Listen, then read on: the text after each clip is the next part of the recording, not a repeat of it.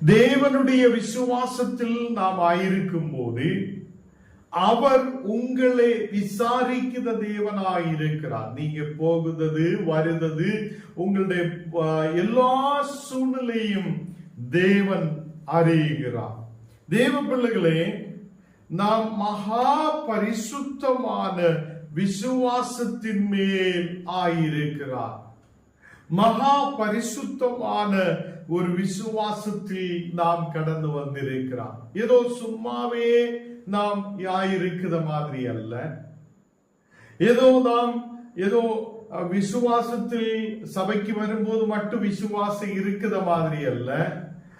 அவங்கள் அந்த இடத்தில் தெய்வீக பிரசன்னத்தால் நாம் காணப்படும் போது, தெய்வீக ஆசீர்வாதத்தால் காணப்படும் போது, சில நேரத்தில் நாம் விசுவாசத்தில் இருந்து தூரமாகி போகிறார்.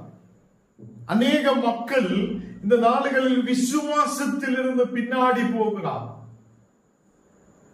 கர்த்தருடைய பிள்ளைகளே, நாம் விசுவாசத்திலே நிலைத்திருக்கிற மக்களாய் காணப்படட்டும். விசுவாசத்திலே நிலைத்திருக்கிற மக்களாய் நாம் காணப்படட்டும். அதை நமக்கு இயேசு கிறிஸ்துவினாலே ஒரு விடுதல் கிடைத்திருக்கிறது.